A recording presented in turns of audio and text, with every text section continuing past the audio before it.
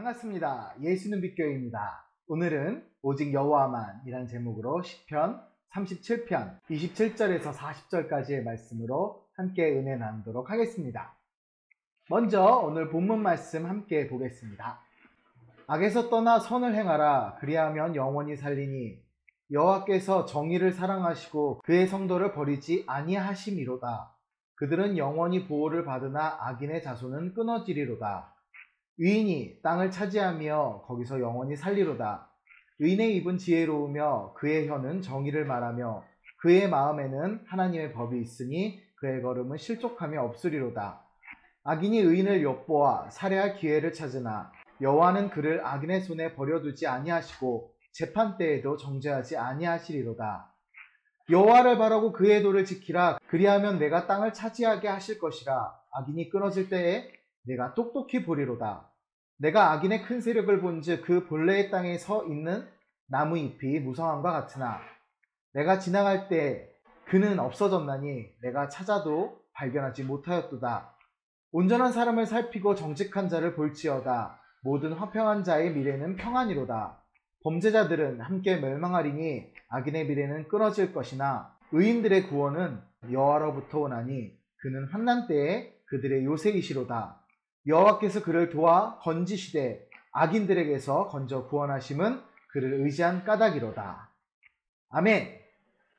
세상을 살면서 누군가를 의지하는 경우가 참 많지요. 아내를 의지하거나 자녀를 의지하거나 부모를 의지하거나 사람을 의지하는 경우가 참 많습니다. 때로는 도구에 의존하기도 하죠. 지금처럼 언택트 시대에 카메라와 스마트폰, 태블릿과 같은 여러 가지 멀티 디바이스들이 우리를 의존케 하는 경우가 많습니다. 슬픈 일이지만 성경을 들고 다니지 않는 성도들이 많은 시대입니다. 목회자조차도 태블릿 PC 하나면 성경도 있고 말씀 선포할 본문도 있고 원고도 있고 참 편한 시대지요. 너무 의존적으로 변하는 것은 아닌가라는 생각도 한 번쯤은 해봅니다. 그러나 우리가 무엇을 의지하고 의존하든 그 모든 정점에는 하나님이 계십니다. 우리가 의존해야 될 분, 의지해야 할 분은 오직 하나님 한 분뿐입니다. 오늘 본문인 시편 37편의 결론은 딱 하나입니다. 오직 하나님만 의지하라는 거지요. 여호와를 바라고 그의 도를 지키라는 것입니다. 우리가 하나님을 의지하고 그분에게 순종해야 하는 이유는 우리의 구원이 오직 여호와 하나님께로부터만 오기 때문입니다. 함께 오늘 본문으로 깊이 들어가 보겠습니다. 시편 37편의 화자는 다윗입니다. 다윗은 오늘 본문을 통해 백성에게 악에서 떠나 선을 행하라고 이야기합니다. 정의를 사랑하시는 하나님은 악을 미워하고 죄를 벌하실 수밖에 없기 때문입니다. 자녀가 있으신 분들은 잘 알겠지만 자녀가 잘못을 하면 내 자식이 아니다 라고 무조건 이야기할 수 없습니다. 내 자식은 한 번 자식은 영원한 자식이니까요. 곤란한 경우가 많이 있지요. 그러나 부모된 입장에서 자식을 내치기보다 자기가 무릎을 꿇고 자기의 자존심을 내려놓는 경우가 더 많습니다. 그렇게 기꺼이 희생하는 것이 대부분의 부모들의 모습입니다. 또한 자녀에게 잘못을 훈계하고 자녀를 바른 길로 인도하기 위해 기꺼이 매를 들기도 합니다. 만약 우리가 악에서 떠나지 않으면 자녀의 신분을 잃어버리지 않는다 할지라도 하나님은 우리를 향해 매를 드실 것입니다. 하나님의 징계, 하나님의 벌은 결코 가볍지 않습니다. 그렇게 해서라도 우리를 악에서 건지시려는 하나님의 사랑입니다. 어떤 대가를 치르더라도 거머리같이 우리에게 기생하고 우리의 피를 빨아먹는 죄라는 녀석들을 쳐내시기 위해 하나님은 기꺼이 희생을 마다하지 않으십니다. 그런 하나님의 선풍을 잘 아는 본문의 시인 다윗은 백성들에게 악에서 떠나 선을 행하라고 권면합니다. 그것은 오늘날의 성도들에게도 마찬가지죠. 오늘 본문에서 말씀하듯이 악인의 자손은 끊어지지만 악에서 떠나 선을 행하는 자는 영원히 살 것이기 때문입니다. 그들은 영원토록 하나님의 보호를 받으며 하나님의 허락하신 그 땅에서 우리가 돌아갈 본향에서 영원히 살 것이기 때문입니다. 이어서 본문에서 다윗은 의인의 특징을 이렇게 묘사합니다. 첫째, 의인은 입은 지혜롭고 그 혀는 정의를 말한다. 둘째, 의인의 마음에는 하나님의 법이 있기에 실족하지 않는다. 셋째, 악인은 의인을 살해할 기회를 엿보지만 의인은 해를 입지 않으며 정죄받지도 않는다. 너무나 감사한 말씀이죠. 그러나 실상 의인이라고 할지라도 실족할 위기에 처하기도 합니다.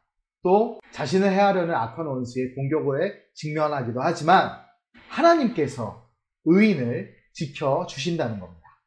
특히 의인의 마음에는 하나님의 말씀이 있기 때문에 분명히 지켜주십니다. 또한 그가 하나님 말씀 안에 있기 때문에 실족하지 않는다 고백하고 이야기하는 것입니다. 의인은 하나님의 법을 존귀히 여깁니다. 일전에 율법의 완성이 예수님이라는 말씀을 전하면서 율법이 결코 악한 것이 아님을 강조한 적이 있습니다.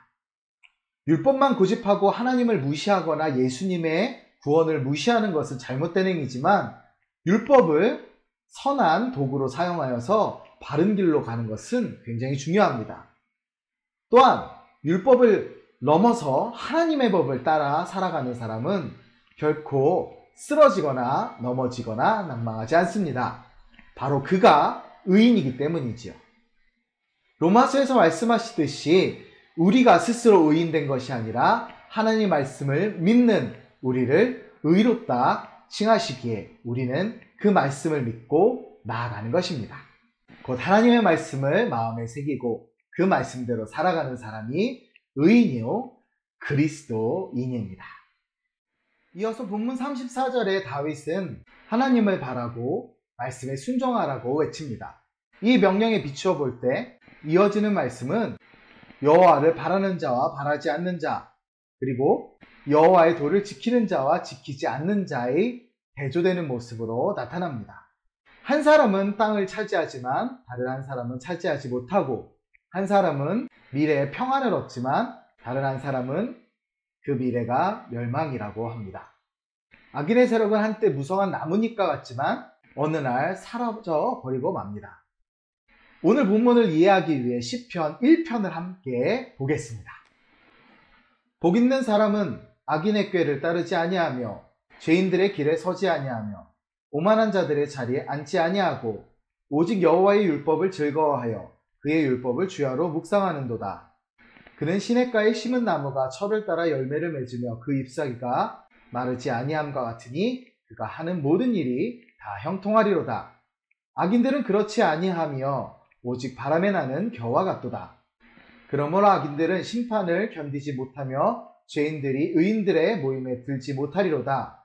무릇 의인들의 길은 여호와께서 인정하시나 악인들의 길은 망하리로다. 아멘.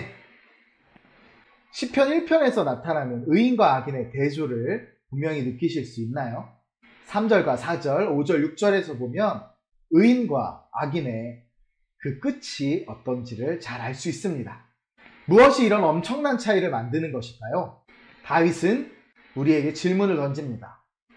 여호와를 바라고 앙망하고 그의 도를, 예수님의 길을 따라갔는가? 그렇지 아니한가? 바로 그 차이가 이런 엄청난 결과를 만들어낸다는 것입니다. 왜냐하면 구원은 여호와께로부터 오기 때문입니다. 다윗은 37편을 통해 지금까지 자신이 말하였던 교훈을 40절을 통해 종합하고 한 문장으로 정리합니다. 함께 40절을 볼까요?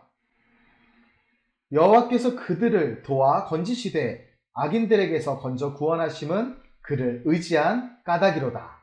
아멘. 하나님께서 우리를 도우시는 이유, 우리를 넘어뜨리지 못해, 쓰러뜨리지 못해, 잡아먹지 못해 안달난 악인들을 물리치시고 그들로부터 우리를 건져내서 구원하시는 이유, 그 이유는 우리가 하나님을 의지하기 때문입니다. 결코 우리가 위대한 업적을 남겼거나 우리의 자랑, 우리의 잘남, 우리의 똑똑함, 영리함 그런 것 때문이 아닙니다. 단지 우리가 여호와 하나님을, 예수 그리스도를 의지했기 때문에 하나님은, 예수님은 우리를 구원하신 겁니다. 여호와를 의지하는 사람을 반드시 하나님은 구원하십니다. 원수들로부터 우리를, 여호와를 의지하는 자를 지켜내십니다.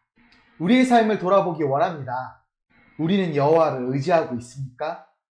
오직 하나님만 바라며 하나님의 길, 제자의 삶을 살고 있습니까? 말씀을 정리합니다. 오늘 말씀의 주제는 단 한 가지입니다. 오직 여호와 하나님만 바라고 그의 도를 지키는 것. 하나님을 의지하십시오. 세상에서는 자꾸 우리를 다른 것을 의지하도록 합니다. 사람을 의지하게 하고 기계를 의지하게 하고, 심지어 요즘은 운전도 스스로 할 수 있는 자동차도 나온다고 하지요. 인공지능이 발달하는 시대, 언택트 시대, 사람의 노동력이 조금씩 줄어들며 사람은 더욱더 영적인 존재로 바뀌어가는 시대. 그렇기 때문에 사탄의 공격은 더 거세고 더욱 강렬합니다. 그러나 우리가 여호와 하나님, 오직 하나님만 바랄 때, 그리스도 예수만을 바랄 때 우리를 지키시고 인도하십니다. 우리를 승리의 삶으로 이끄시는 오직 하나님만 바라십시오. 모두 승리하길 축복하며 기도합니다. 감사합니다.